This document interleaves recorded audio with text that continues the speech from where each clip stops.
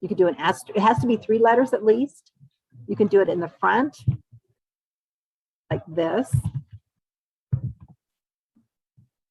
You can even do like M asterisk ELL, as long as you have 3 letters on one side or the other.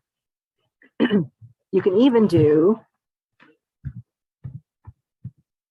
and like a question mark if you're not sure if it's an O or an E. So you can make, there's ways of finding things on the census with misspellings. All right, let's go back.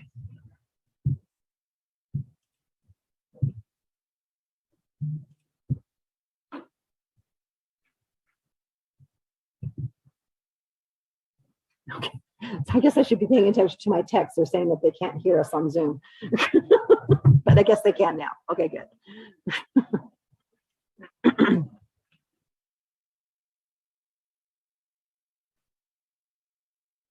All right.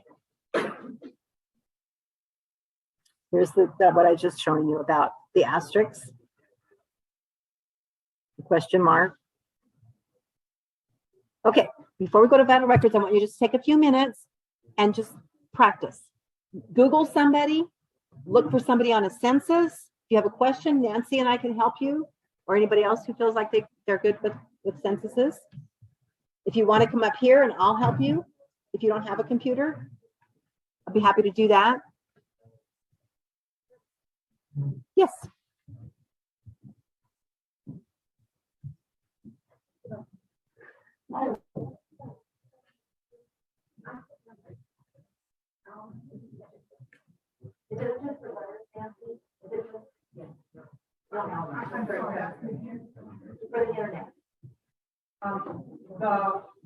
The internet provider, the name is Liahona, and the password is Alma 36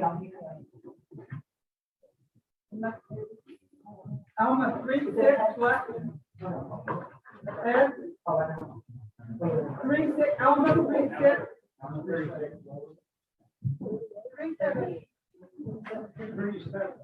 3637 Alma 3637 is the password. 3738. Oh, 3738. 3738. So Liahona is the name of the internet, and then Alma 3738. I got it wrong.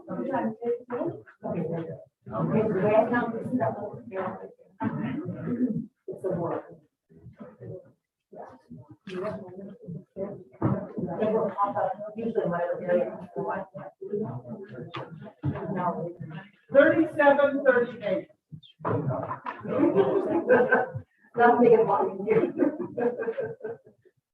Other questions? They changed that during COVID. That's why we're all trying to switch it. Yes.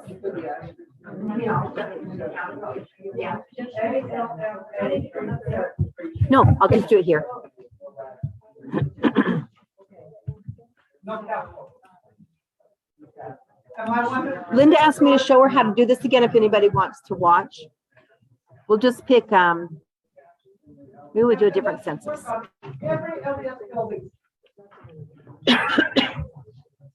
Do you have an example? Yes? On Ancestry? Yes. I go to, let me show you so I can show how to get to the census. I happen to have them on my home page because I set it up that way. But right here on search, they have a drop-down menu. And you can click on census. And then here it's US Federal, United Kingdom, Canadian. Those are the top 3. That's why they're here. There's other censuses that you can find for other countries. Like, I'll show you this really quick, US SNAP Federal. Then I'm going to show for Sister Tapia for Mexico. But here's all the lists right here.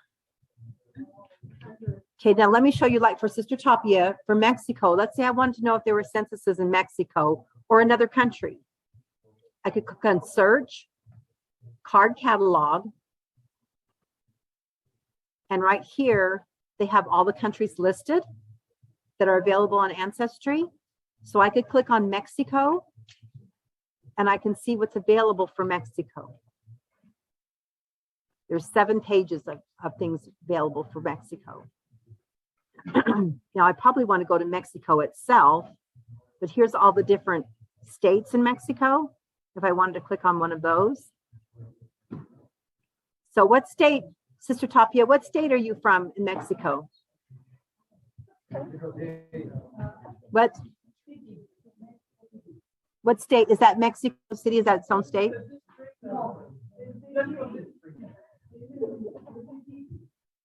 Which one of these? Mexico City?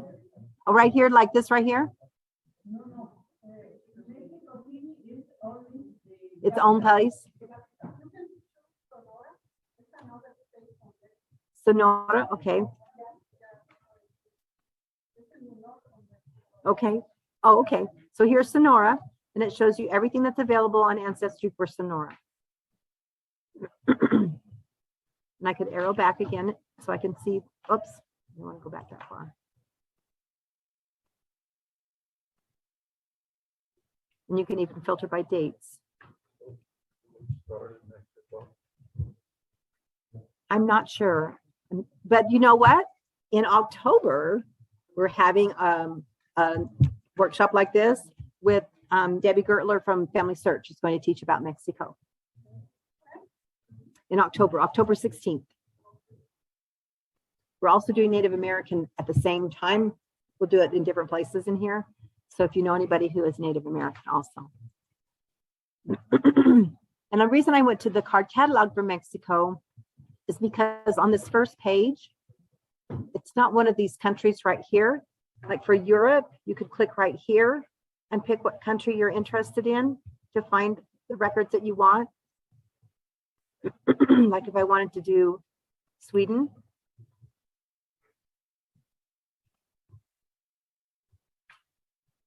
Or if I wanted to do Spain.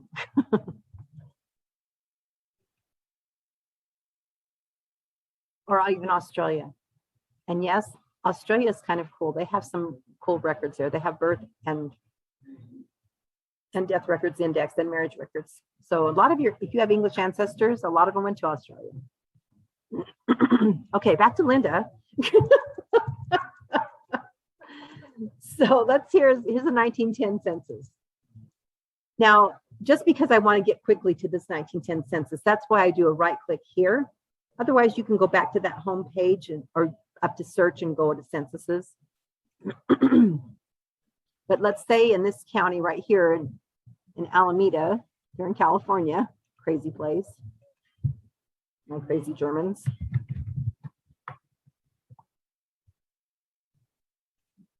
I could look for Steinbeagle,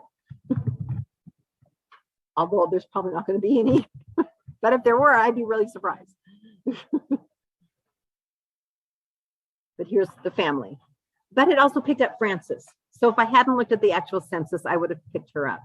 Or if she was living on another page or something, it would have picked her up. So does that help a little bit? Okay, you go to search, and then how do you go to search, go to find your census. What if it's hard to read it? Oh, is it? Yeah. Oh, okay. Search, you clicked on the second one is census and voter records. And then over here, narrow by category. Yeah. The top one is U.S. federal census. Okay. So if you wanted to, and then you can scroll down and you can pick the census that you want to look at. Or you can do a general one right here, especially if their name's unusual. Like I could just do Herman Steinbeagle right here. But I definitely want to do these, even for Herman. Because who knows how they're going to spell it. His name's unusual enough. I could just do it in all the censuses and it'll bring me up 13,000, but that's okay. You know, I can go to categories. I can narrow down or I could even narrow it down by saying I want exact Herman or I want exact S asterisk, it's hard to see here, GLE or something like that. Does that help? Yes, of course. Oh, you're still not on. Oh.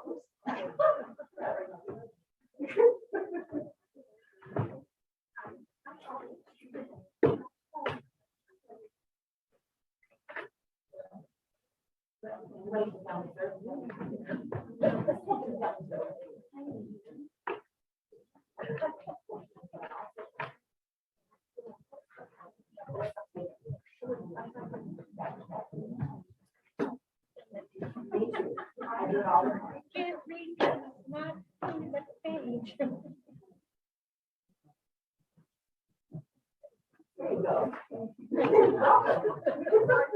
No. You know, that's why we have these classes to help iron out little things like that.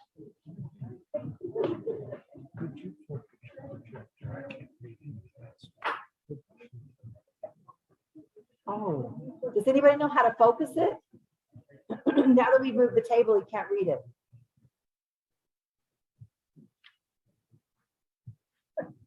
Anybody have an idea how to focus? Oh.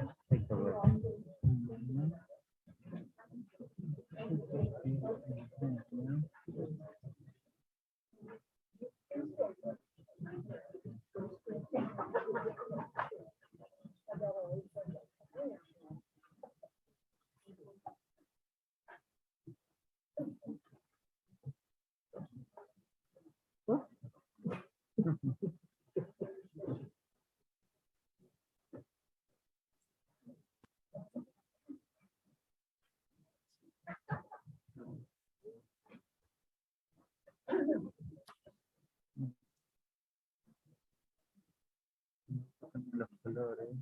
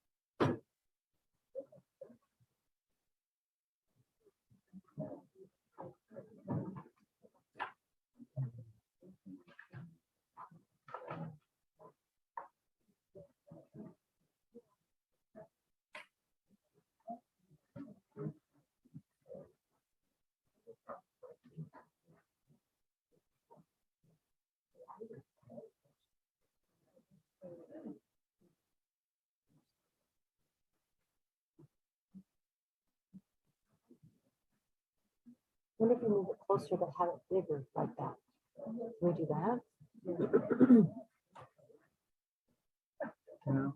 Well, it should be actually make it bigger than it was that. Or to make, because he said when before we moved the table, he could read it. Right, but if you wanted to make it bigger than you move it down. I don't know if that's better. Well, we don't want it bigger. He wants it clearer. You guys together? Yeah, let's try that. Well, we can adjust it though. You can? Because Okay, that will okay. make it smaller. So Oh, okay. we can I'll move let you it go. back. Any questions while we're working on the technical difficulties?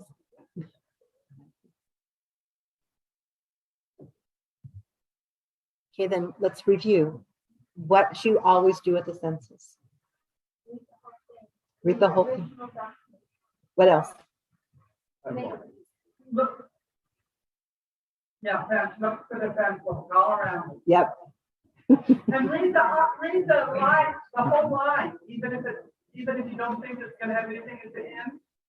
One of C.C. Moore's favorite stories, she's a genealogist. She tells about how she was looking at a line and clear on the other side it said, "This man is Thomas Jefferson's son." And the descendants of that people have no idea that they were descendants of Thomas Jefferson because they were all black and they had no guess of that many before that. I found out though. Yes, There's I don't understand about coaching. about what? I'm sorry. You were talking about coach and how you get that family the surname. Oh, in Polk County, Tennessee, that was what you're referring to? Yeah, and you could find it just not just that one town, but you find it in county or. Right, I go to the county where I found that ancestor, and then I'll open up another screen for that same year, and I will type in that, the same county where it says resident. So I type Polk, Tennessee, because that's the county where I found him at. And then I type the similar surname, the surname in the top. And that brings up all the Mitchells that were in that particular county. So if you're looking for, let's say, a name like Henrich, Katy County, Illinois, I might bring up the 1880 census or whatever census I want to, and look for all the Henriches that were living in Katy County at that time, because they're probably relatives. Well, no, Polk is only because that's where you have to be living. It would be whatever county where you're living. It could be Utah County, or it could be Cook County, or Madison County, or whatever county where they're living.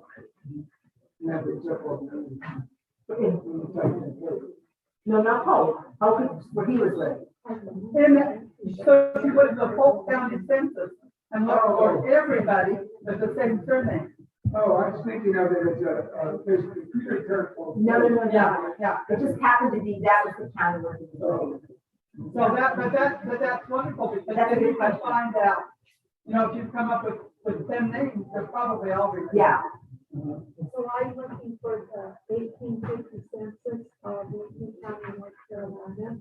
And I got on the site, but it won't open, and it just says available for transcription. So does that mean that it has? Are you on Ancestor? No, because I think. Oh. I just Googled. Oh, that's probably why. It's ancestry where you, or you can go down the search and do it there also. So how do I do it? I can show you on there, but you go down the search. Hey, this is the way to do it on down the search. If you want to look for it there, you go to search, click the search button at the top, and the drop down menu, the top one is records, click on that. Then where it shows you the picture of the world, or find a collection, you can type United States, if that's what you're looking for.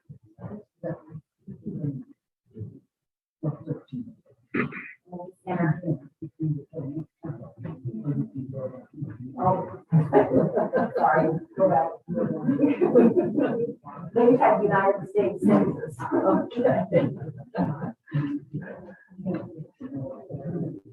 Well, you can browse off of what that as well. But you can do, what we do is go all the way down to United States, and go over here for the United States, because that is. Did you get it? Is that better? Is that better, Brother Sparks? Yeah. Yes.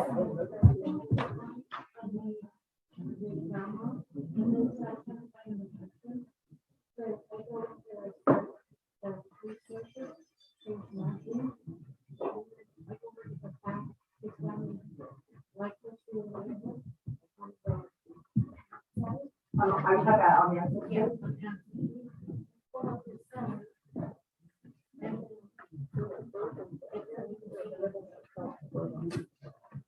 I just look at it and see. Okay. And we can look at it afterwards. Yes, I can see what you mean. But let's talk about that, or even at the end, and we'll see, maybe it might help everybody. So we'll try that. Okay. Is that brother better? Oh, sorry, Trevor.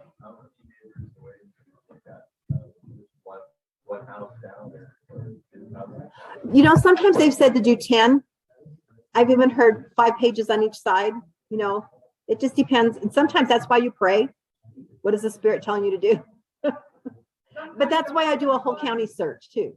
You know, If there's somebody you're really struggling with, you're gonna look farther than somebody that thinks the following.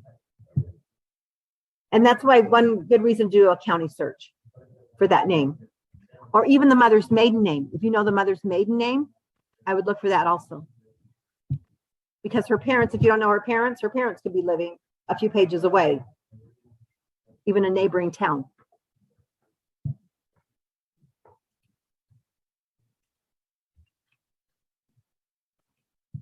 Okay, civil registration or vital records, birth, marriages, and deaths.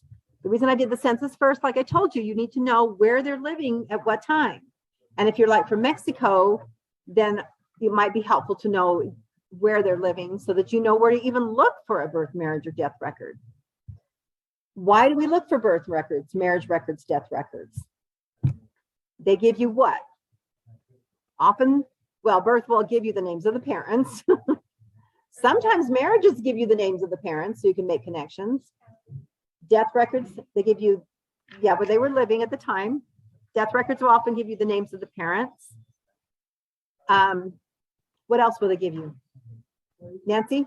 Well, if this happens to be a birth record kept by the Catholic Church, you Well, might get a bold one. Right, we're not to church records yet, but we're in civil registration. I should have said that. Sorry. I know, I should have done that. No, I was my fault. Civil registration, we're going to talk about church too, but civil registration is where you're going to get the records from the county, the state, New York, maybe the town, in England, the government, in Scotland, the government. It just depends on the country as to where you're going to get the civil registration from. Sometimes a marriage record you're going to find clues by the witnesses. Exactly. That's one of the things you're going to find. You kind of find witnesses. You're going to find names of parents. You're going to find on the death who's the informant, where they're buried. There's a lot of information that could be on these records that you wouldn't even know about. One example I'd like to tell you about is I was stuck on this German immigrants for one of my clients. Did not know where he came from in Germany. You need to look at every single civil record that you can, that's possible, for every child in that family. This particular child, Rosa Elisabetta, knew. It told me that her father was born in, there it is, sorry, Kaiserslautern. Guess what? Those records were indexed on Ancestry, and I found it.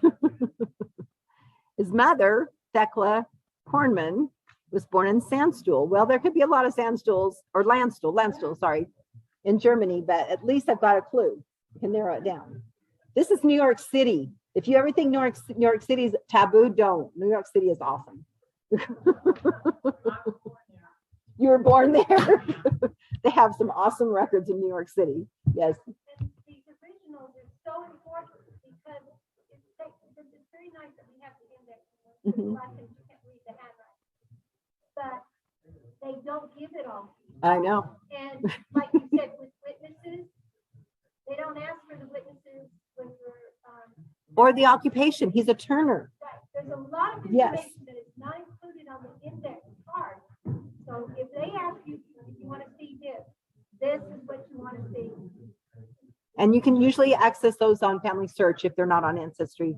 They're usually in one place or the other, or both, the actual records. But occupations are really important because sometimes siblings have the same occupation, and you can put together those relationships by finding out their occupation. Yeah. At the top of that document, it said return of birth. What does return of birth? Does it mean death? No, that was just her. This was her return, the birth. It was just, That means that that's the paper that they filled in. they returned it. Birth. Okay. I see. Okay. Now Say she, that again. it's just that it was the birth record. It's just that their phraseology that they used for the birth. Okay, so where do we find them? How do we find them? That's a good question, depending on the country. So in America, bummer, most of the births and deaths are not recorded until the 1900s. But there are some exceptional states. If you want to know where and when, where do you know where to go? You know what this is right here, the Family Search Wiki. Is anybody familiar with the Family Search Wiki? Family Search Wiki is going to tell you when and where those records are. So let's go here to the wiki.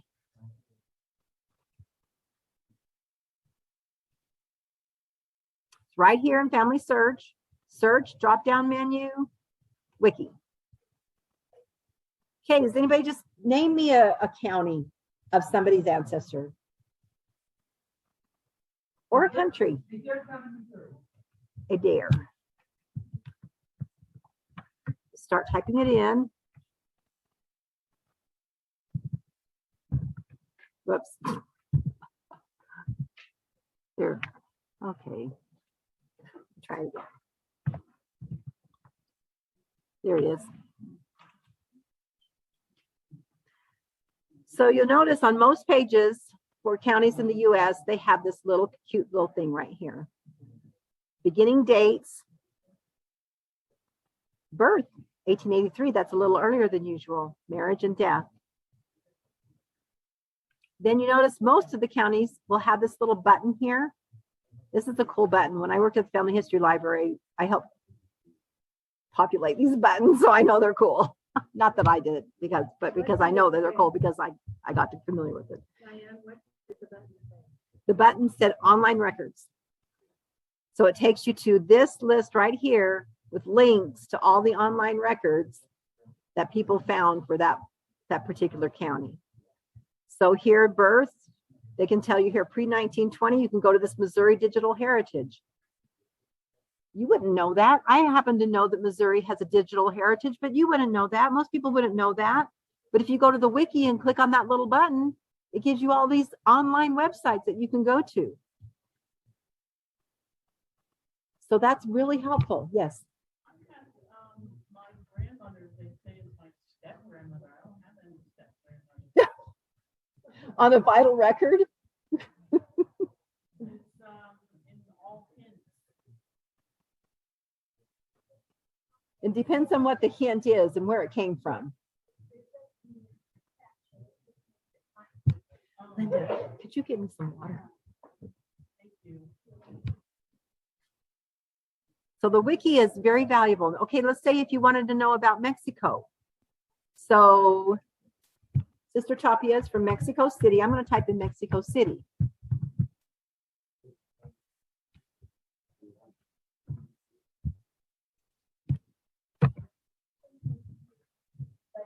Yes.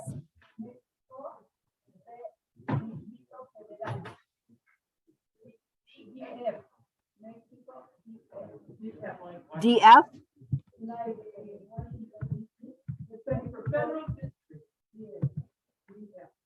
DF? District Federico.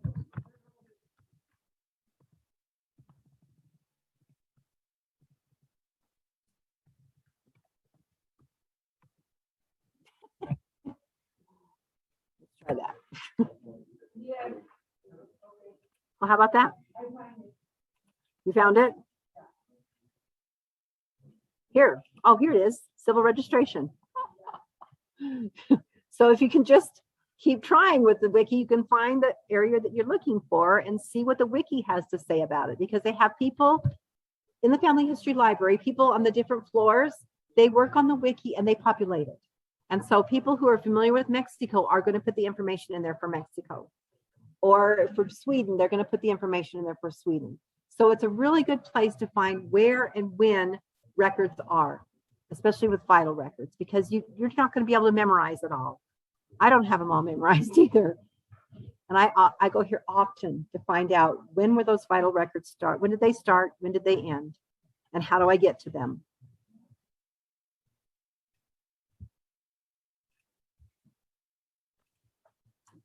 Okay, so that's the biggest place to go to.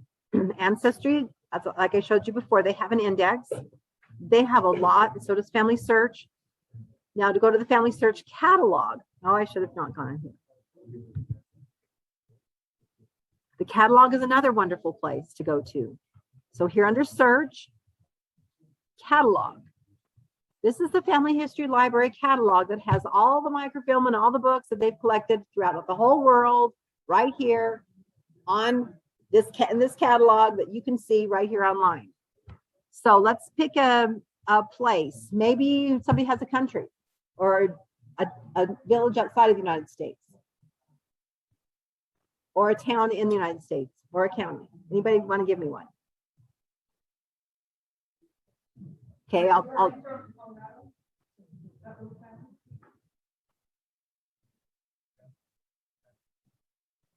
Where is he from? IR or ER? IRWIN. Gunnison. Okay, let's go to Gunnison. You usually want to go to the county first, just because a lot of the records are on the county level, but sometimes there's records for the towns. But here's Gunnison. Now, if you want to look and see if there are towns available for Gunnison, you see this right here, places. Here's a list of the towns that they have records for. Well, if Irwin isn't there, it's probably Yeah, that's right. But right here, see vital records. I can click and I can see what's available. Vital records, births, marriages, and deaths from the Marble and Crystal newspapers. Because counties often don't have the birth and death records. Those are at a state level. But if you didn't know that, you could go check out that record and see if there's something there. Look at these other things they have here. They have some newspapers. Oh, that same one. They even have a little bit of military records. They're probably all the same source right here. Whoever the banks were did a lot of work in that county. You did. Awesome. There's a testimony for that right there. Here's even a history. You always want to click on history. We'll talk about that in a minute. So Family History Library Catalog is a great place to see what records are available for the area in which you're interested, that your mystery ancestor is from.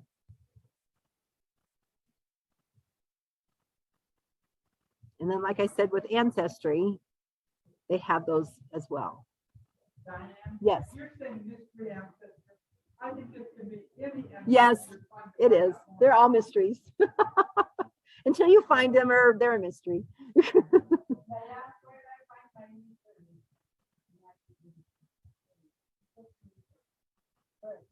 Where do you find Ancestry?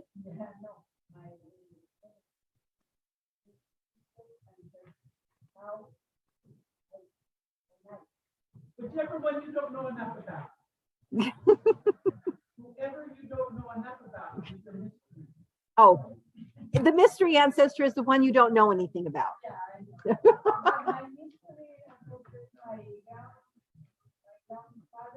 Yeah. Oh, in Mexico.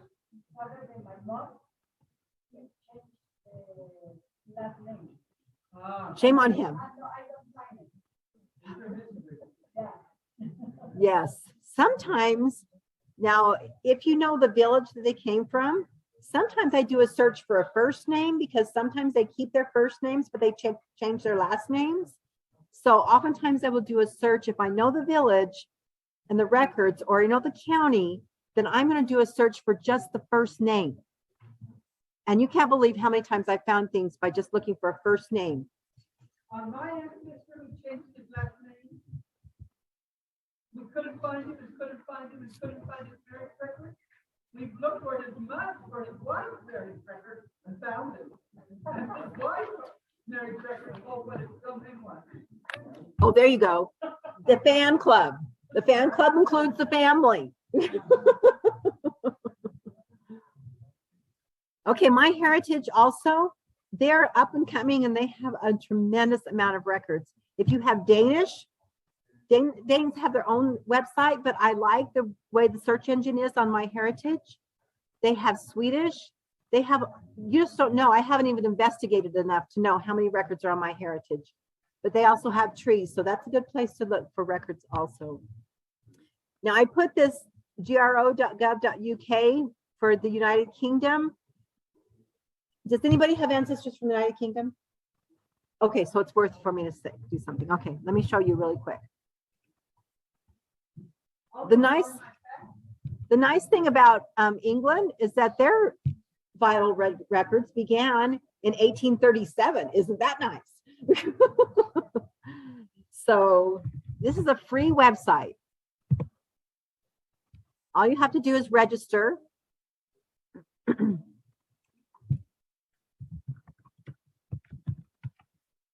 I use this all the time to find missing babies. It should be on your handout, hopefully.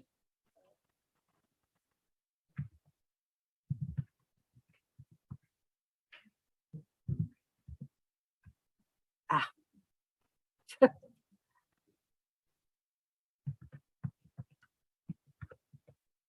Oh, wait. Now I've got to remember my password. Ah, come on. gro.gov.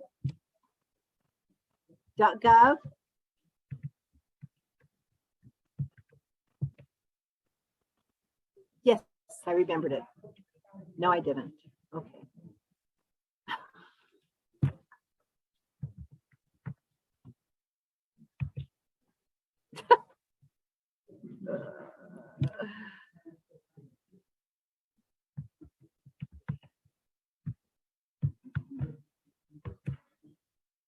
Okay, well, I can't remember my password. It's written out at home. I thought I had it.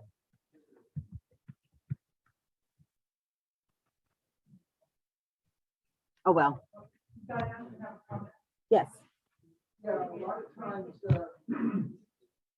they change, foreigners, like, I mean, people from other countries, they change their last name when they come to the United States because their name sounds too foreign. And usually, on the ship's manifest, you get the correct name, the correct last name. Usually, I go to ellisisland.org and get that. The ship's manifest for people. Yes, and we're going to go over that too in a little bit as well. It's Steve Morris and Ancestry and Family Search have those also. And yes, that is very true. Okay, I'm going to try one more time.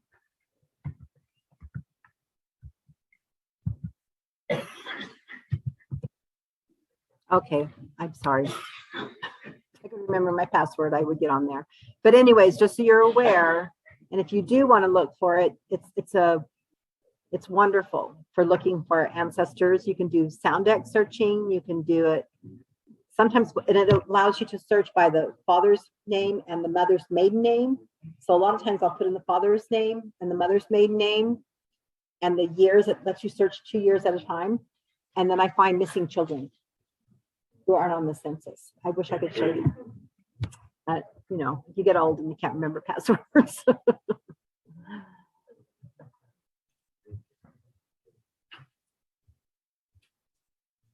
Okay, next, Nancy, church records. Church records are not as great in the United States, but they're still valuable. But in Europe and in Mexico and in countries outside of the United States, that's a primary source, our church records. In the United States, though, please don't ignore them, because church records, especially when you're looking for an immigrant, they often will tell you the place of origin of that person. Especially, like Nancy said, Catholic records. Bless the Catholics. I love the Catholics because they kept such wonderful records. Yes, and Lutherans did too. So those are all really good records. Of course, the church has records as well. But church records will sometimes, especially Catholic records, Lutheran records, the Lutheran Germans, they may be written in German, but they may tell you where they came from. And so that's really helpful. So again, where and when do you find them? Again, You go to the Family Search catalog is the best place. You go to the wiki, of course. These other places, Archeon.day is for Germany. I'm trying to learn how to use it. I'm also trying to learn how to use this one, Archive Digital. This is free at the Family History Center. It usually costs a lot of money. I don't think this is not free at the Family History Center yet. Belay is for French. If you have French, this is one of the free sites that we get as being members of the church. My Heritage, as I mentioned before, has a lot of church records. Now this one right here, there are times when there's nothing been, the area that you need overseas, you've found where they're from, but the records aren't available. If that ever happens to you, contact me, because a part of my job at work is as I'm to communicate with researchers all over the world. So if you have an area that your ancestors are from, like Poland or Russia or some of the Eastern Bloc countries or whatever, please let me know, because I may have a researcher that you can contact who can help you with those records. And they've been very, and the nice thing is that I worked with them so that you know that they're honest. And so it's not just picking somebody randomly. So church records are extremely valuable when you get out of the United States, but they're also extremely valuable in the United States, because you could luck out and you could find that place, that particular church record that may give you maybe even their witnesses, like Nancy, I think you mentioned the witnesses. They could be close family members, which may help you identify who that person is. In Canada, like Tash has people from Canada, and those church records there are extremely valuable. And Canada is also like England, where they have a lot of good church records. But again, the wiki is your go-to place to find out where those records are, and the Family Search catalog to see where are those records and are they available on microfilm or indexed. Okay, these are vital records. They're not exactly primary sources, but they are for deaths, primary sources.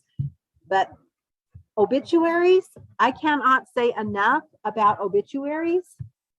I recommend when you're stuck on an ancestor, you get an obituary for every single one of their children, maybe even their grandchildren, because somebody's going to spill the beans. Somebody's going to say where they came from. For example, this right here, I didn't know where Thomas Hallam came from in England. This is before all the indexing has occurred. I had no idea. This obituary said that he was born in Manchester, England. And the date.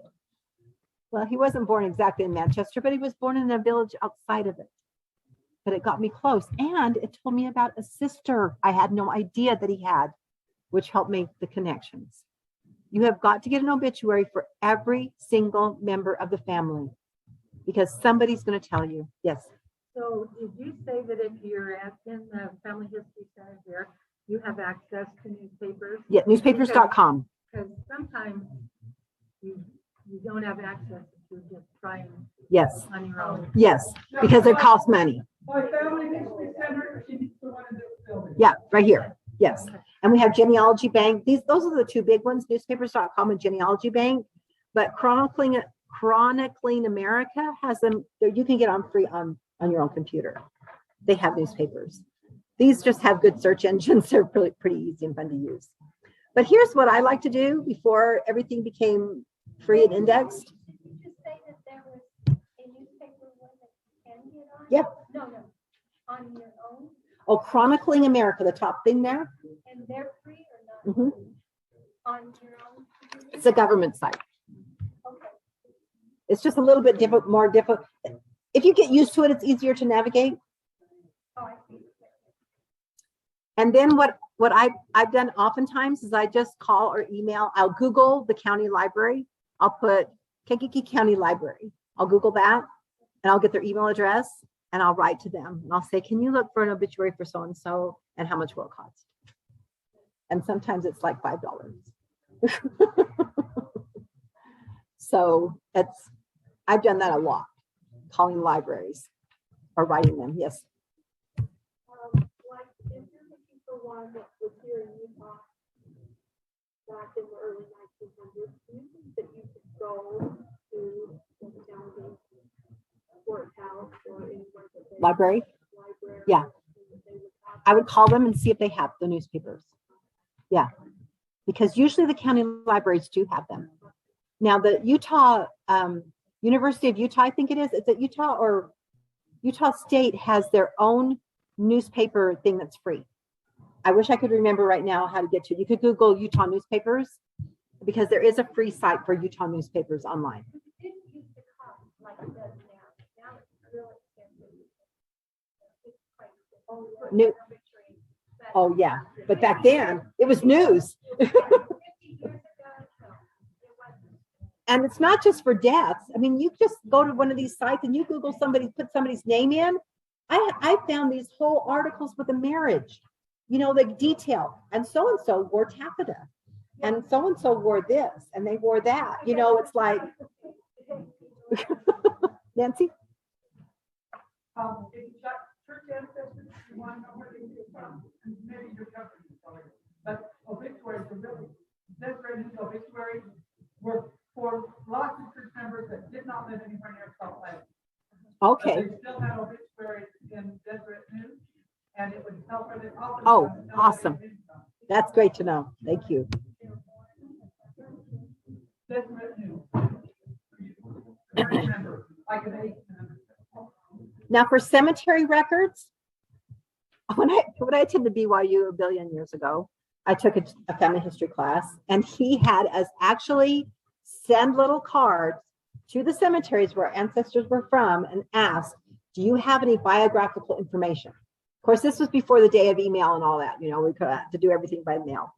But I learned from that you need to contact the cemetery where they died and see if they have anything at all on that ancestor, because they might, even if they only know who bought the plot, even if you know who bought the plot that they're buried in might be helpful. So cemetery records can be very, very useful. Yes. They're linking the obituary and that. I went to the cemetery where my mother was buried, but I couldn't remember where she was buried. I just kind of had a general idea. And I walked and couldn't find her. So I went to the office and asked them. Nope, there's never been a so-called buried here. And I said, there's two that I know of, my brother and my mother. No, sorry, you have no record. And I was getting really frustrated and I went home and I said, I'm sure I've looked at the other cemetery and it does not bring anything to mind. So I went and found my brother's obituary. And in my brother's obituary, it states Forest Lawn as the cemetery.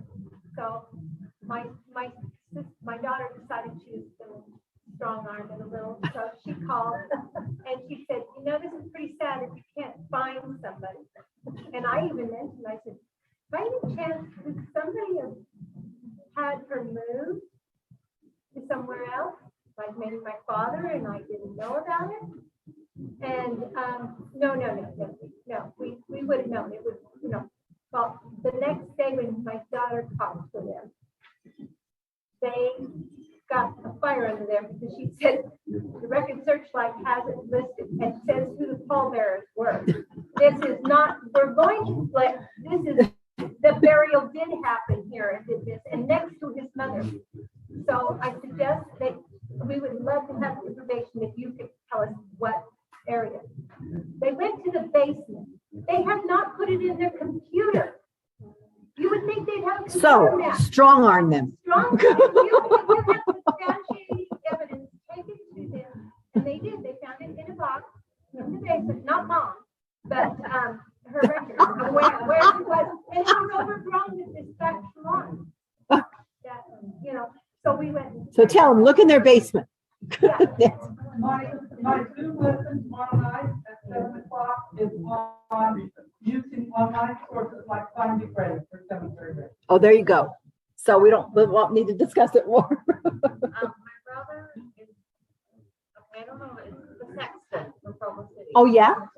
But that's a new political correct name, but I don't know what it is. So, but they are actually this in the next 5 years, where you can go with your phone and put in like, I want to find my grandma, you know, or my grandfather, Grant Thatcher, and it will like GPS will show you exactly right where it is, just like they have at Spanish Fort Cemetery. Awesome. So, And that's happening more and more. And in fact, we have a class on that on how to, Why not? well, I mean, the one that Critchfield, or what's his name, did?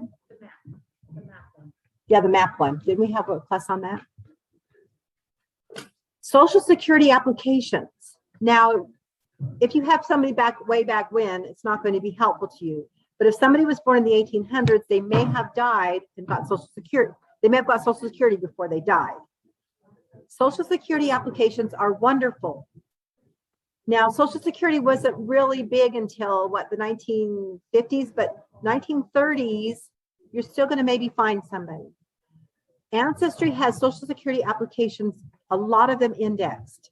So you want to find that. And why do you want a Social Security application? It's a primary source. That person filled out the record and they wrote down who their parents were. If you can't get it on Ancestry, and I think I put a little more information on your handout, you can send for the record. If you know their Social Security number, you can find that on either our Family Search on our Ancestry. Then you can send for their Social Security application. And that application should name their parents because that person filled it out. And if I tell you where they live at the time they apply for their Social Security. Yes. I who would have guessed that my mother applied for a Social Security card in Washington, D.C. Yeah. And then family Bibles. Some people are lucky enough to find family Bibles. So if you send an application, it goes to the government and you pay for that. Yes, it's $27. And I think I put the how to get to it on the handout. Yes, Chuck. Yes.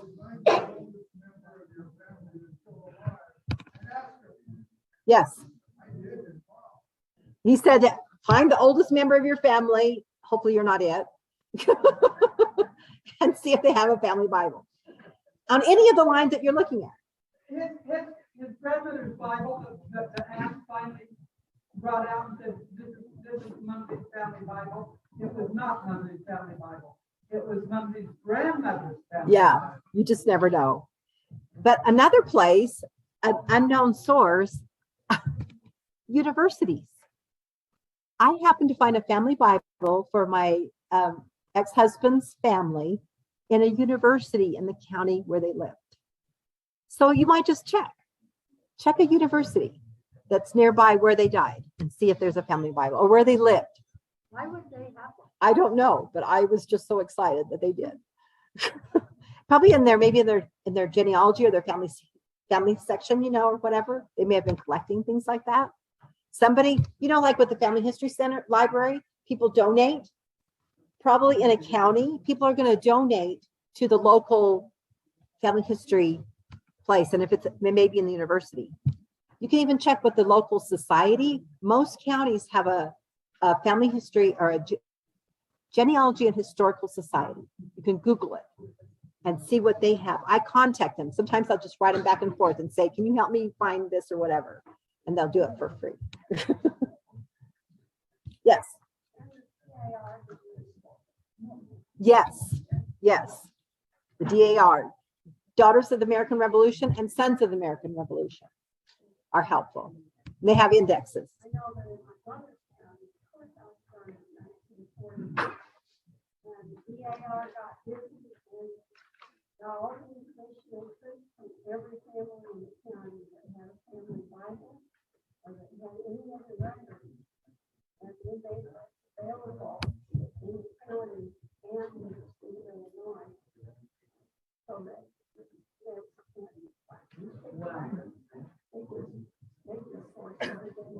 Yes, they have done marvelous things with different areas. That it's very, very helpful. Diane, just off the top of my head, I happen to think we have 2 sets of books in our family history center here that are interesting, especially the LDS ancestry, and one is called Women of Faith and Fortitude, which is a 7-volume series of most women pioneers in the state of Utah. And then there's the Nauvoo baptismal records, which That Brother Ogden gave me. have an awful lot of information. So. They're so keeping them there at if the you've got library. any of those in your family, you just gotta look and see what's there in those Yes. steps of life. Okay, I wonder, do you need to stretch a little bit and get a little break? I have snacks on that table back there. There's water. So let's just take 5 minutes and get some food or whatever and hydrate and whatever, and then we'll do the rest of it.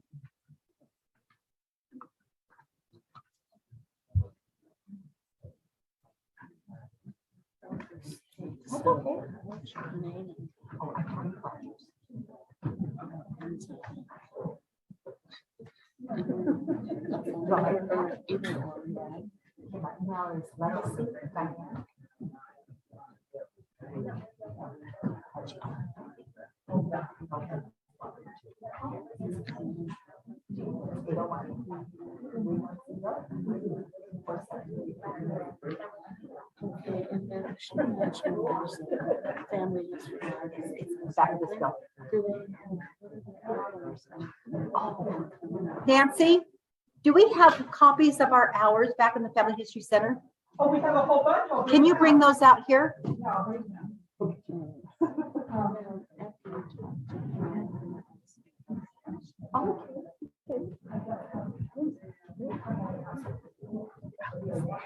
Oh, sorry.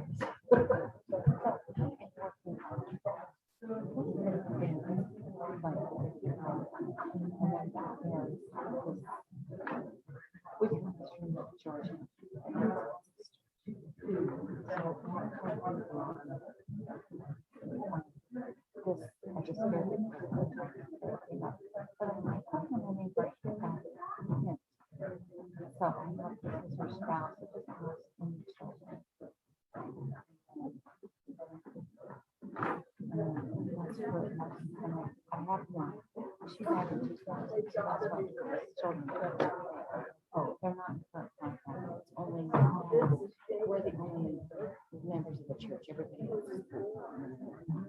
And in fact, Gary, his parents were Catholics, and him, and then yeah. But then it says here's the thing in the September is not tradition. Nebraska. In Nebraska, and I think it's right because she was on Russia. They immigrated over. They all died in Nebraska. But I'm where in the world, if that's her, is another husband? Because it's the last name, that's correct. And then Henderson. You can only look the actual. I don't know where all this recovery comes the actual mother. I'm not going to look at them either. And I mean, I would get on the computer to see if they have, because oftentimes they'll have the actual, the film number that came from. Right. I'm gonna say. But then it says that he was in 1990. Well, she came over in 1910, but that when she was naturalized then. Yes, So I'm thinking yes. that maybe she did get married after her first husband. Her last name's Pratt. Samson. Or maybe the other guy got it. Yeah. See, you never checked at the birth comes up on here to match her, her tombstone. It did. And on the marriage, sometimes on the marriage record, it's like it's a second marriage. Sometimes. Oh, and like the census, maybe back to 20. I'm going to pass across this little handout that tells our Family History Center hours. So take one and pass it on, and I will pick it up on the other side. Okay. And it reminds me of a couple of another announcements. Mainly that we are so glad to have a high-speed photo scanner. And you can make appointments so that you're the only one using it when you use it. And that information is on the flyer as well. It can go so fast, you won't believe it, and it does both sides of the photo. So like it says on the back, and so we are really, usually just really big fancy Family History Center have it. So we are really lucky to have it. So come use it.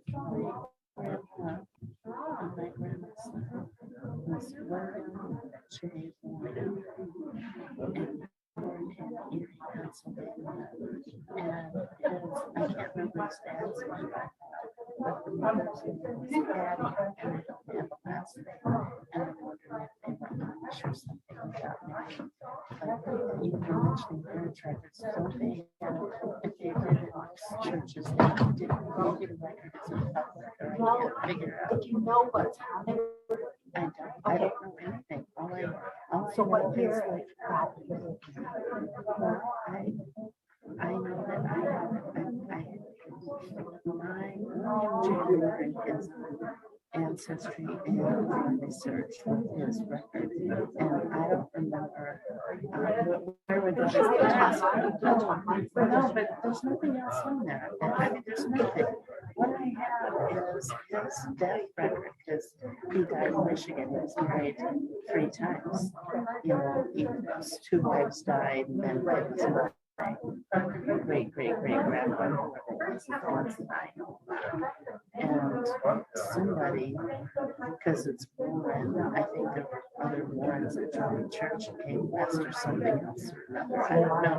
Because somebody, you know, all I'm saying is somebody did genealogy back in 1961 and had my 4th great-grandparents sealed to each other. And nobody in my line is in the church except for me. So I realized that the year before I was born, my 4th great-grandparents were sealed in LA Temple. So somebody was doing that work, probably a different line. But what I'm saying is nobody knows anything. William J. Warren stands alone with his 3 wives afterwards and the kids of each of those. But the only record that says anything is his death record mentions his parents' name and his mother's name was Hattie. That's it. We don't have any other And where he she said was born. He was born there. About, Well, I have to look it up in my search, but I don't know. that's what I mean by timeline. If you would write down like his birth That's year. all on there. I mean, what I'm trying to say is how did I find the marriage record? Well, that's what I'm saying. Of course, we don't know where he's living at the time. Because that, when we know where he's living, then we can narrow it down to where it was. Yes, Erie County, Pennsylvania is where he was born, and then his dad But where took was the him first when he time? was 6 and lived in Michigan or Okay. something. Okay, so then probably. Actually, I might be having this a generation off somehow. That's where it's helpful, just, I know if I I'm. have to look at it. I don't Yeah. have a computer, I don't have a smartphone. I'm just trying to say. Yeah, when you, but if you want to. It's just that it's helpful to see, okay, they were living in 1850 here, and then they moved here in 1860. So they were married here or here. I You know, get, so William J. Warren, I know it's his dad, which you're right, I don't know. He probably came from England probably, and probably was came from somewhere. He was in Pennsylvania and married a girl. And then she died after dying. If you'd like to find out. So that's why he took the kid to Michigan and married. You're right here next to me, just found out that we're 10 cousins. I think that's the relative. If I can. I wonder. So you have to log in first to the internet here. If you've already done that on your phone, Not the guy who. then you go to my tree. And then from there, you go down to the bottom with the 4 dots. And you Right, push more. that's right. So And it'll come up with a menu and you push find a relative near me. And then the mom is And Hattie, then and that's you it. push the So I red don't bar know when either one of and them. it will connect if you are relatives at all. We are 10 cousins. But I figured if I Go could up find about it. 6 generations. Well, yeah, so 5 generations and that's how it's It's on my tree, I can get this record of the family search. Yes. Okay, let's do what she just said. If you got your phone, open it up. If you got family search, you got the family search app.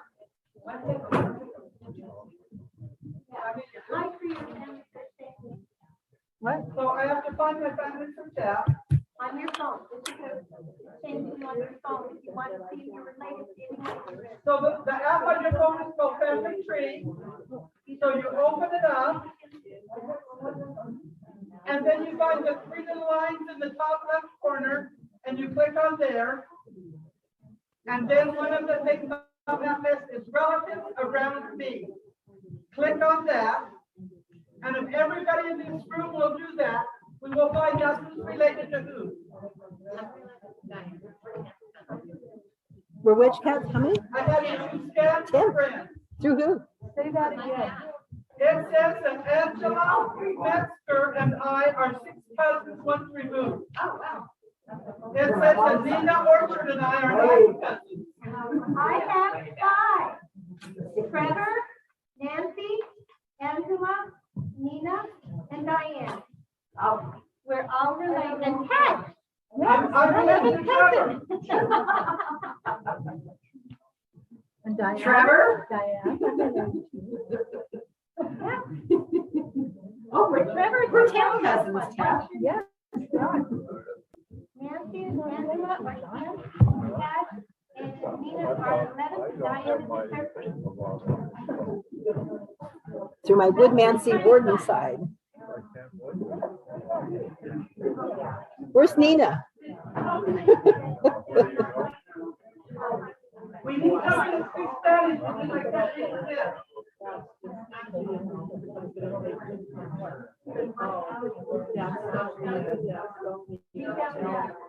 For first generation from the country, origin. For second generation.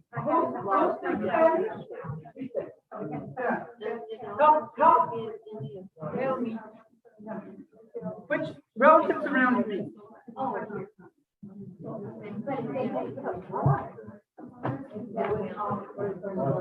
Okay. John, where is it? Oh, John, we're related. You're my 9th cousins. Joseph Campbell and John Baird are my closest cousins. 9th. Angela Metzger. The Woodmanseys again, but the same way that I'm related to Ted.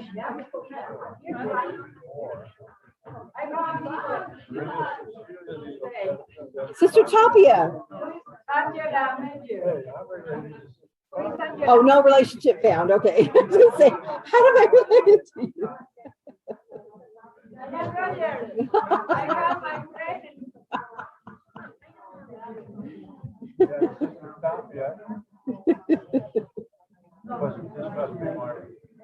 Well, yeah, my wife will be on there. Mary Kay. Diane. Orchard, Joseph Campbell.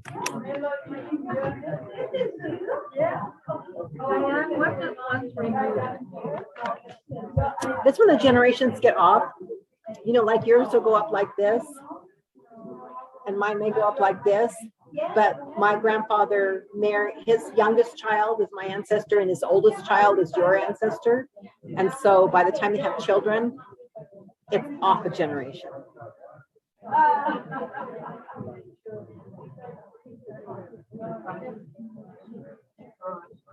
Okay, are you going to talk about SoundX? I wasn't, but Oh, okay. on Ancestry, they have a function where it will sound I exit think for you. Family Search has that too Yeah. on Wiki. Well, yeah, it will And talk it about tells you it. about it. Yeah. Different the sounds. But generally nowadays, they automatically do it. Where in the old days, we had to figure it out ourselves. That's when we had now- to use the SoundX. Yes, but now it's built into the system. Oh, okay. So it's not really needed. Right. Oh, okay, thank you. Just in case I don't catch you afterwards, this has been great. It has been. It has really been. I was worried it was going to be confusing. I really, I could use it like 5 times, but We're recording it. and will it be available? Yeah. Oh, good. Thank you so much. Okay, you guys ready to come back? All right, let's go. Our next category is histories. Remember earlier I showed you in the Family History Library catalog, under the county, there's a section called histories. You always want to look to see if there's a history for your county and see if there's anybody in there. For example, well, I don't know, it would take too long to show you, but there's different places. The catalog. How many of you have heard of Google Books? Books.google.com. The Internet Archive, have you heard of that? I'm going to show them to you. Because the Internet Archive is kind of an old site, and it has, sorry, what? I'll come back to it. I'll come back. It's on your handout too, but it's not in Spanish, I'm sorry. Okay, so for example, I want to go to Google Books. And let's say I'm going to look at Kankakee County. And the reason I'm doing this is because this is where I broke through on my Metcalfs. Tales of horror. Oh my goodness. How about Kankakee County, Illinois history? Here's one. Here's one. Here's one. Here's one. And if they've digitized the book, a lot of times the indexes are at the back, or they even have a search up here where you can search for things.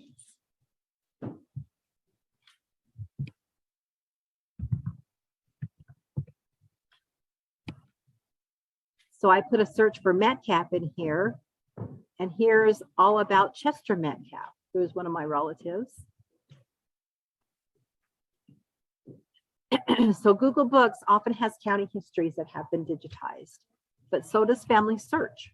Let's go back to Family Search and just review that. Yes.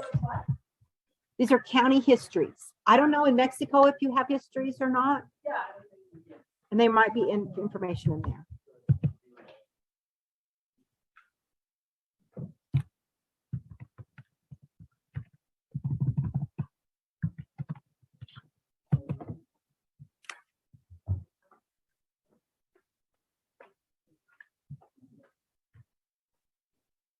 Okay, so I go to search, go to the catalog, I'm typing in my county.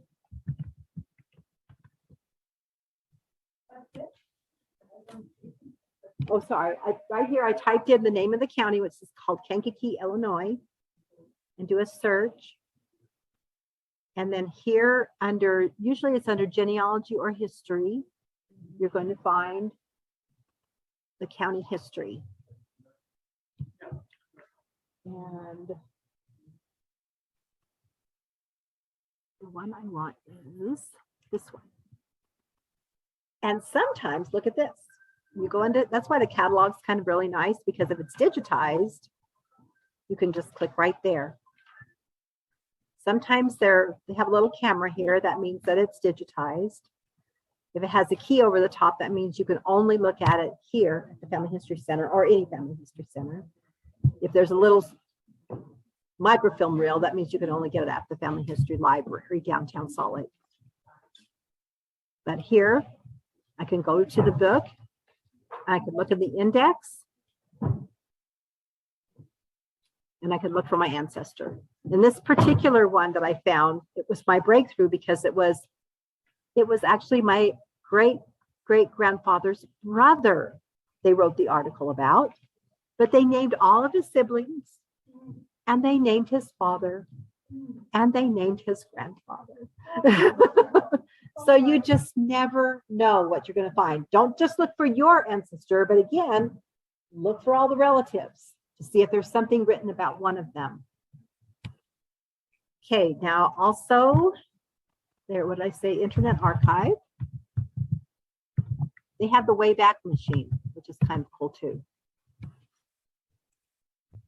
You want to look for things, you can look in the Wayback Machine. Those are from really, really, really old records.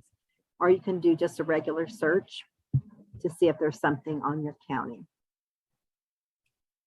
But histories, don't ever ignore histories. You never know where your clues are going to come from. And then always Google. because there are things out there that are not anywhere else. One time I was trying to find information on Prince Edward Island. I didn't know about Canadian research. I hadn't done, especially I had never done Prince Edward Island before. So I Googled things about Prince Edward Island, and I came up with this amazing detailed website that somebody had put together for families in Prince Edward Island. And it had all kinds of information in there. So if you Google your county, Google the name. Yes. My dad was in World War II, and he got a Purple Heart, but he would never talk about what happened. We knew nothing about his Navy experience, but we knew the name of the ship that he was on at the time. So I Googled the ship, and there were articles about that ship, but also about the big battle and how horrific it was, and that's that he was wounded in.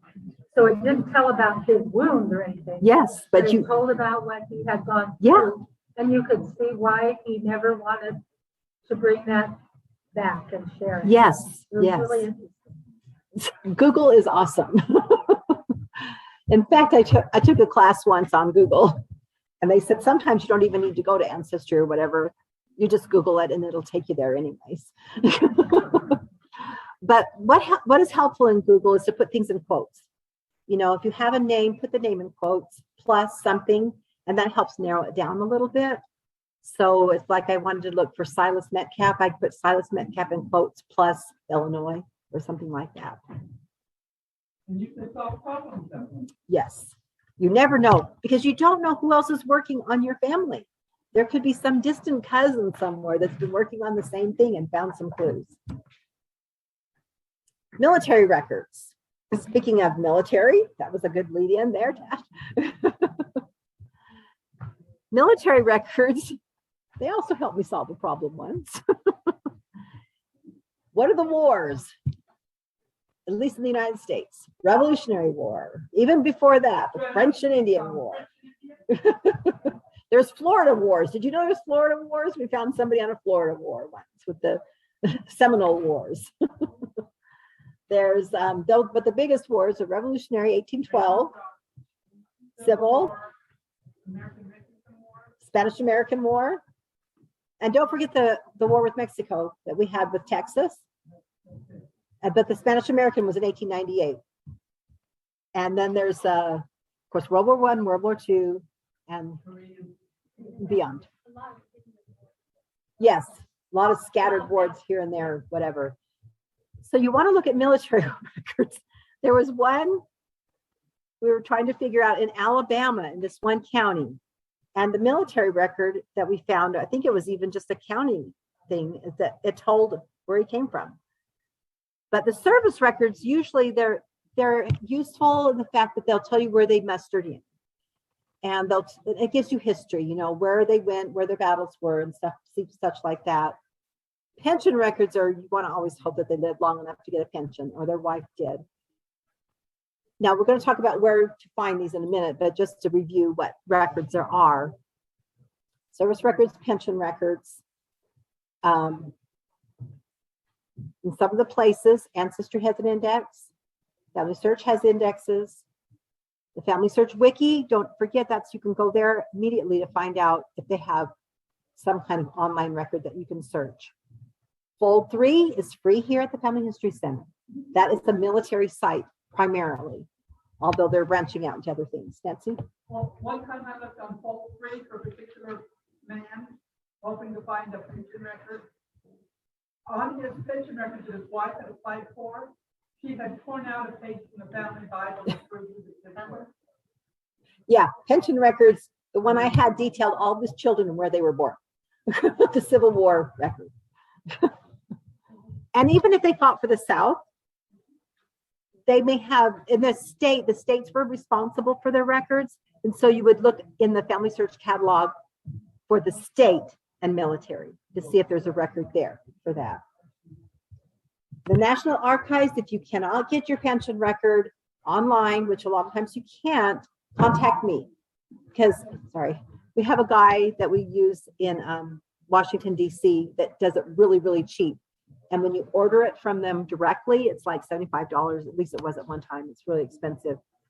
They're closed right now, though. I checked with him the other day, but hopefully they'll reopen as COVID improves. So where do you look for these military records? How are you going to find them? Let's just review really quick here. So if I wanted to go to family search to the catalog, and I could look in a state to see if they have some records there. But I usually want to go to an index. Like here on Ancestry, they have military indexes. Fold 3, they have indexes. You want to go to places, any place that has an index, because that's the most useful. So let's see if I can find. Not sure if I'll be able to find him. Oh, and I forgot to mention draft registration cards. Guess what? Sometimes those draft registration cards, if they're from out of the state, out of country, sometimes they name the place where they were born. Sometimes it just says Russia or Germany or whatever. But occasionally you get lucky and they may even give you a village. So you always want to look at whatever they have here. Here's a prisoner of war record for William J. Coker, which we happen to know. This was not my side. My side fought for the North. My ex-husband's side fought for the South. But he was captured. He swore allegiance that he would never fight against the United States of America again, and then he went out and fought again. So we have lots of records on him. But military, just check, because there may be something, at least to narrow down a location or whatever. Yes.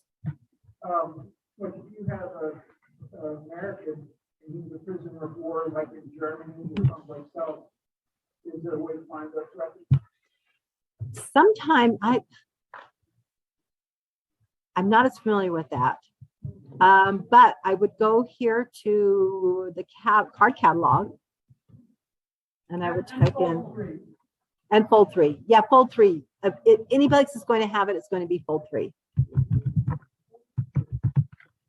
Let's type in keyword prisoners. Okay, right here. Because when you are folding the United States flag, you fold it 3 times. And so it's called fold 3. And it is marvelous what it has in it. Was it fold 3 that has what we needed to Yeah. that had the story of prisoner of war? And just lots of good information. My dad is in the World War II. My father-in-law. And well, and right here, I went to the card catalog in Ancestry to see what they had. I typed in prisoners of war.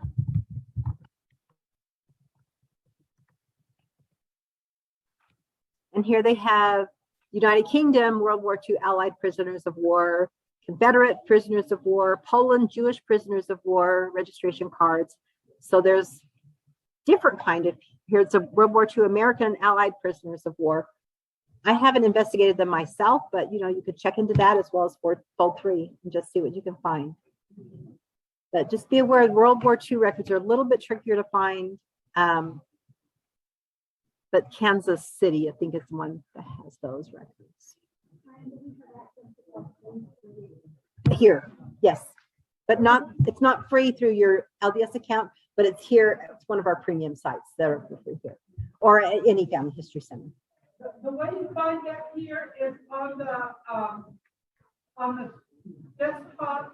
There is an icon that says something about family search, family history center, premium sites, and that on some of the computers. Well, they just changed everything while we're out during July, so I don't remember what it looks like now. But you access that from the desktop on the Family History Center computer, and there are a bunch of paid places on the internet that are free at the Family History Center.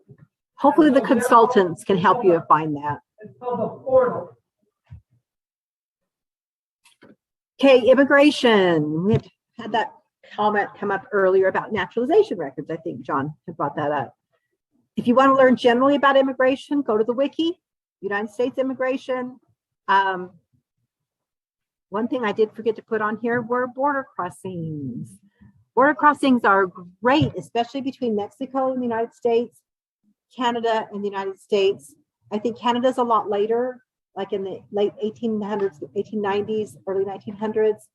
Mexico, it's so fun because I had this friend when I lived in Texas who was born in Mexico, but came across the border. She actually, we grew up near each other, and we didn't even know it because she's a lot older than I am. But I found her border crossing coming from Mexico to United States, had pictures of her and her siblings. It was awesome. So those border crossings coming across from either Canada or from Mexico, they can be valuable because they will tell you where they came from. So border crossings, they're indexed on Family Search and on Ancestry. So you want to look at border crossings. Ship passenger lists. Somebody brought that up about finding their original name. Sometimes with passenger lists, you can't find them because their name's spelled so weirdly. That's when oftentimes I'll do a search for a first name. You know, I'll go to the census first. I'll see what year did they immigrate? What year did they say they immigrated?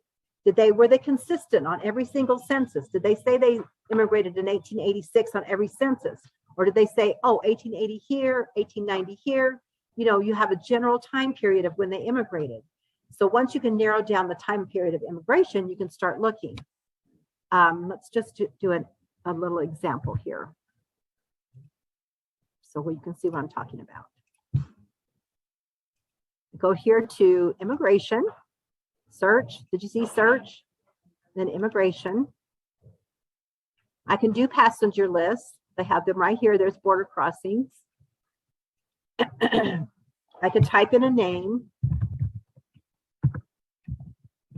And I didn't practice this ahead of time, so I don't know if this will even work. I think they came over around 1886, but I could put like 5 to 10 year range here.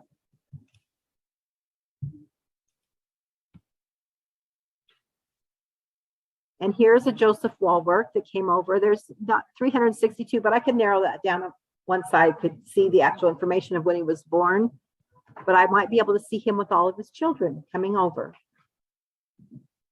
Now, one thing about immigration or ship passenger lists is if your ancestors happen to be from Germany, do you have people from Germany? They have what's called the Hamburg lists. The other ports were destroyed during the war, bless their hearts. Bless whoever, we probably did it. But the Hamburg lists survived. Hamburg. And there's an index both on Family Search and Ancestry. If your ancestor came through Hamburg on their way out of Germany, then it tells you the village that they just came from. So those lists are great. If you have people from Germany, you always want to see if maybe they came from Hamburg or came through the port of Hamburg. The problem is that earlier than the 1900s, it's only going to tell you basically their names and family members that traveled together. But again, fan club, look at who they traveled with.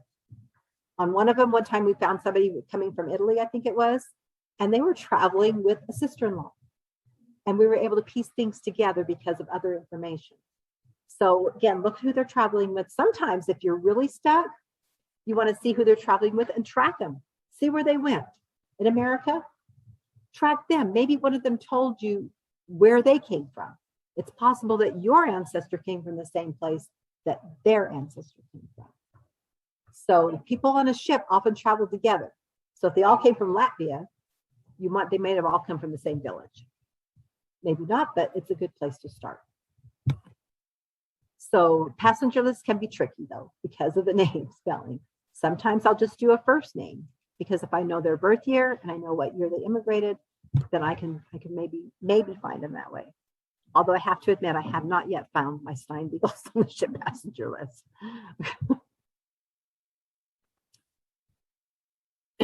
Now, if you want to find Hamburg and you're not sure how to find it, you go to search, go to the card catalog, and the keyword, just type in Hamburg passenger list.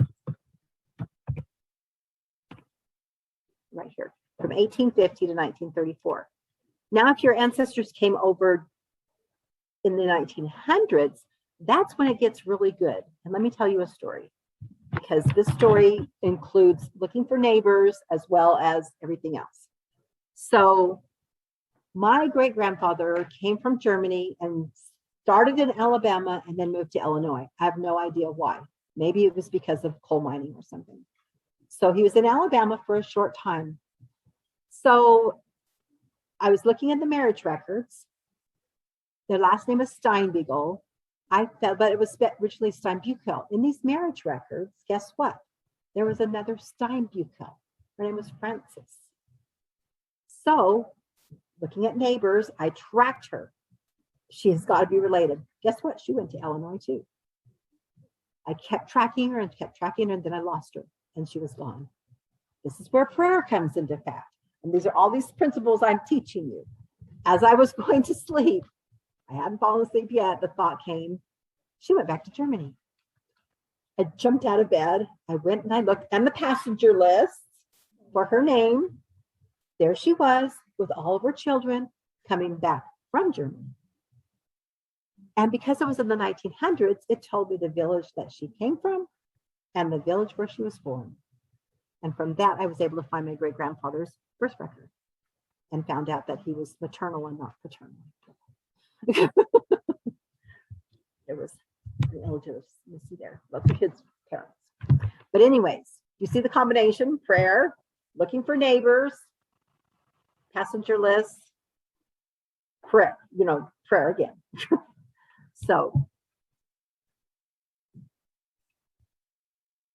now John asked about naturalization records. Let's go, before I go back, let's go to the family search is the best place I like to look for naturalization records. They're usually at the county level. The problem with naturalization records is that they could start the process of citizenship in one place and finish it in another place. So you kind of need to know where they were living, because if you're not going to find the record in the county where they were living when it was finally finalized, you may need to go to another county. But oftentimes, in the place where they got their citizenship, they may have all the records there. So naturalization records are best in the 1900s again, because prior to that, they'll just say they gave up allegiance to Ireland or they gave up allegiance to whatever country, and they don't tell you hardly anything else. But if they were naturalized in the 1900s, usually they're going to tell you their name, their birth date, where they were born, the name of their wife, where she was born, and sometimes their children's names. So the place to go first is that you want to go to the county.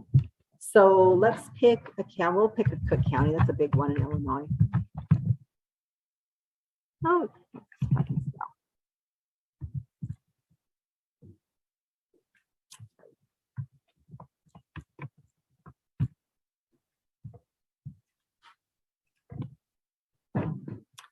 See right here, naturalization. That's how you find it in the catalog. Family Search has a lot of them indexed. I mean, Ancestry has a lot of them indexed now, so you can look there too. But this is usually a go-to to start looking for them. A lot of people haven't heard of the alien registration files. During World War I and World War II, the countries that we were at war with, they would require those members of our country, especially if they weren't citizens yet, to do an alien registration file. It seems kind of unkind, but I'm really grateful they did, because what a wealth of information. Those alien registration files tell you where they came from. We found somebody in Poland, I think, where they came from this registration file. The Family Search Wiki will tell you how to do it. I don't want to go into detail now. It can be a little bit complicated process. If you want to do it, contact me and I'll help you go through it. I think it costs about $25 is all. But those can be wonderful. Now, if you happen to have people from Minnesota, anybody from Minnesota?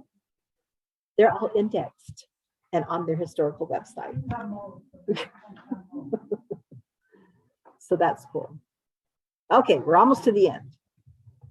Court records. You can find court records. What's in court records? Land is big. Land was big in the 1800s in the United States. Probate. Land and probate are the big ones, and tax records. Tax records people often overlook, but tax records are helpful because the census is only every 10 years. Well, if you check the tax record, you can kind of figure out when they moved in to the area and when they moved out of the area. And you can see people with the same last name paying taxes at the same time. And so you might be able to make some connections that way. And tax records often will go back to the inception of the the county. It depends. It depends on the county. Yes. Yes, those are the regular court records. Yes. And a lot of those are indexed also. In fact, I'm glad you mentioned that because I have a really funny story. One of my clients in Texas, we were having difficulty tracking him down, but we knew he came from White County, Tennessee. And so I started looking in the court records because they were indexed, bless them, and come to find it's hilarious. He was about 15 years old and he was accused of stabbing a man. So they had this long court thing about it. And finally it went on and it went on and it went on. And finally they decided that they would fine him $5. And then he was insolvent. And so the court paid the costs. So, but it gets funnier because then on Ancestry, they actually had federal court records online there and for Texas and Oklahoma. And there was actually a record there for him where he and his friend, who was actually turned out to be his brother-in-law, stole a pig from a man and held him at gunpoint while they stole it. And so this whole sheriff's report about stealing this pig. And then it gets better because he applied for Civil War benefits and he was born in 1862. Okay, I don't think he was fighting as an infant. But the newspaper article, the obituary article, said that he was a Civil War veteran. And he died in a Civil War veteran home. So, court records can really be fun. Yes. One of the court records that I found was in a will that was written up. And it actually, they had, Brazilla had custody of a child from, what do you call it, when someone, not a ward, but there's somebody that they're supposed to take care of. Yes. They didn't adopt them, but they're a family Right. member somehow. Right. And so. They watch over their finances. Yeah, so it tells them that where this child, who's supposed to take care of this child if he dies. So I found out about his child, which, then tells Yeah. them who did he come from. So you have to do the kids that decide this land goes to them and they get so many horses. Right. Well, let me show you really quick. Family Search again is probably the best place. Although Ancestry right now, for example, New York, I read this quote. They said that Dutchess County, New York was the graveyard of genealogy. And then they changed it. Said, no, all of New York is the graveyard of genealogy. But they have indexed all of the probate for New York. So Ancestry, if you're trying to find a will, that's a nice place to go to look. But let me show you how to find it on the Family Search. So I go to Family Search and I want to just pick a county. Again, court records are going to be on a county level. So you want to go to the county. And I always pick Kankakee because it's the easiest thing for me to remember. Oh, wait, I don't want to do Kankakee because they're not good. Somebody give me a county outside of Utah. Rockland? Rockland, is that the county? Now, the thing you need to know about New York, though, New York things are more on a town level. A lot of people don't know that, and so they miss a lot of records in New York because the town clerk kept records. In fact, if your ancestor fought in the Civil War, you may want to check with that town clerk, or Ancestry has them indexed, to see if they're on the draft registration list, because the town clerk kept a registration list, and on it they tell the names of their parents. So that's kind of a nice thing to know about New York. But here's Rockland County. So here's land and property right here. I can click on and it tells me, look, deeds, an index to deeds. It says there they're digitized. But over here, look at this. Tash, you luck out. If it has a little magnifying glass, that means it's indexed. You don't have to go looking through the records. Otherwise, you would have to just click on this, and it's like looking at microfilm. And usually they have like some kind of an index to go with it. See right here, index to grantor, index to grantee. For example, here's probate. What do they have for probate?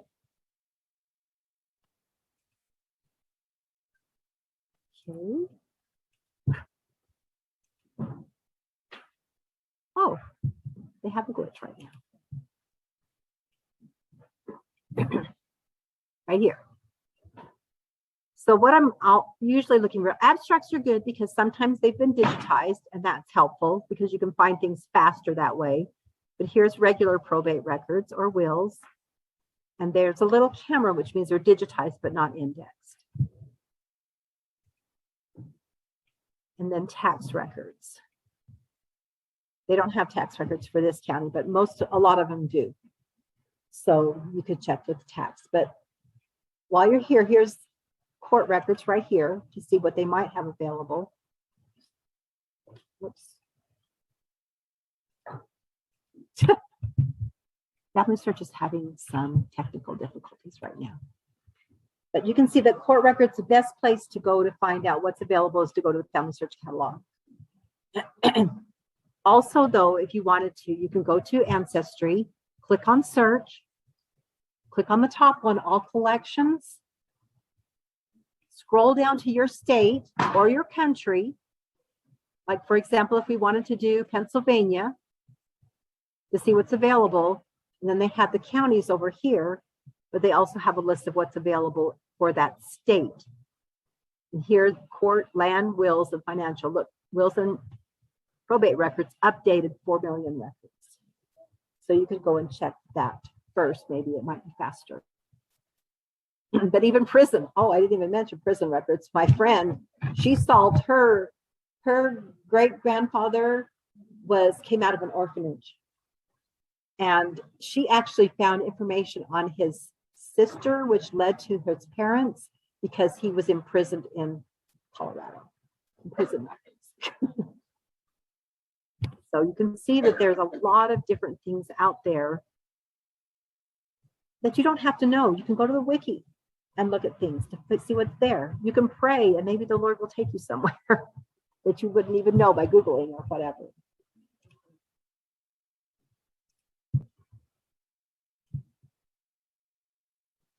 Okay, and that is the end.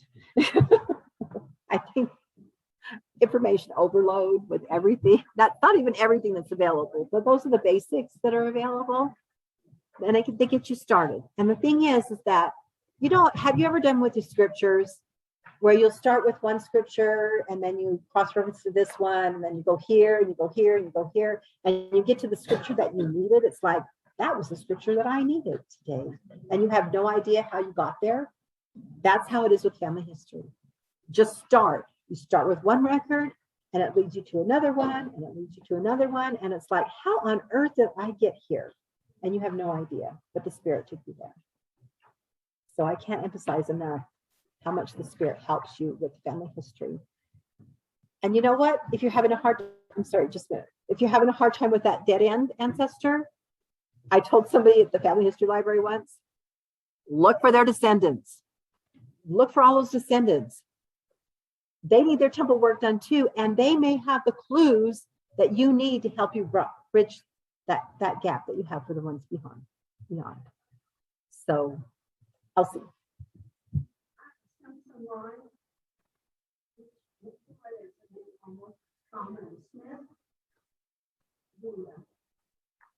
Karen, who immigrated to this country were John and Hannah. We reached the half the money in John and Hannah Simpson. And boat record, passenger record, only say England.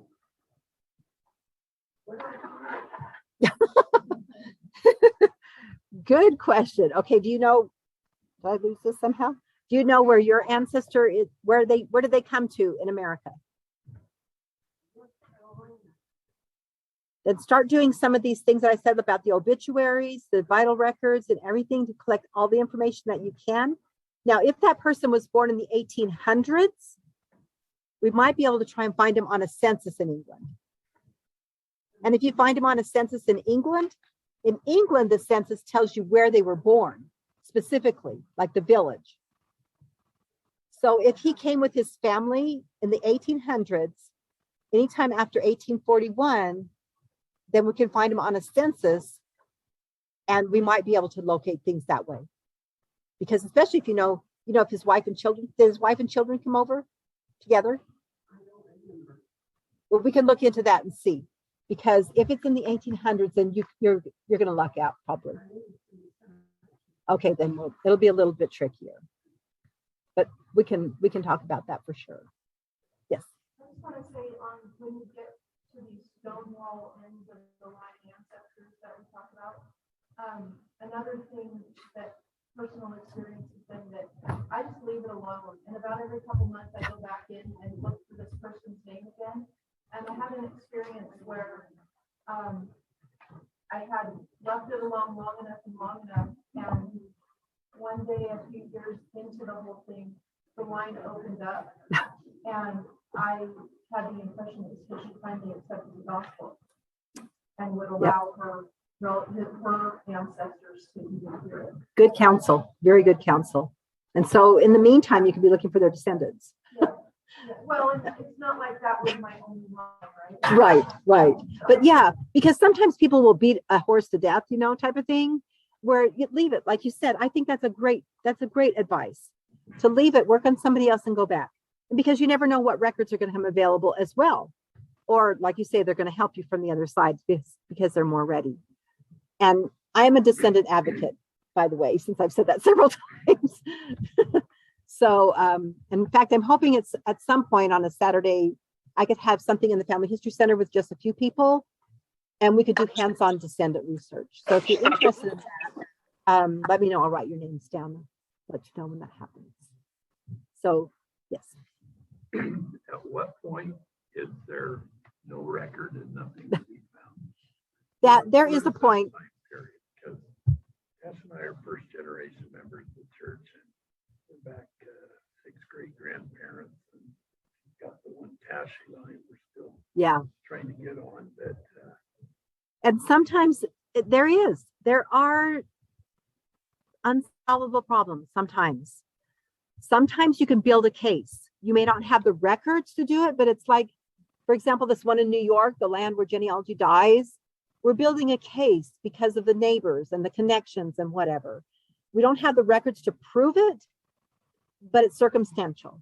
And the good thing is that they get their temple work done, and so, but there are points where you get back and the records just aren't there and you don't even have the connections. So I'm sorry, but sometimes that happens. But you want to give it every chance that you can. how far back is that? It depends. Some people it's in the 1800s. So when does the church request that we don't need temple work prior? 1500, before 1500. Yeah, because of the medieval stuff. So When Diane's finished, I also have this neat little handout that Brother Sparks made in case you don't know how to reserve an appointment at the temple. This handout tells that. So it's going to be back here in the table by the water, along with the other. It's also at this table here. But I really like this myself, the way you got it. A, B, C, this is how you do it. yay, Brother Sparks. Okay. Well, oh, sorry, Jeannie. I'm hoping it was. Yeah. Was it recorded? We'll post the link. It's going to be at probably the same place where all the other classes are that we have. But we'll post. I'll have her send an email with the link out. The link will probably also be found at the Facebook page for the Provo South and Freedom Family History Center. And I'm hoping that it's recorded.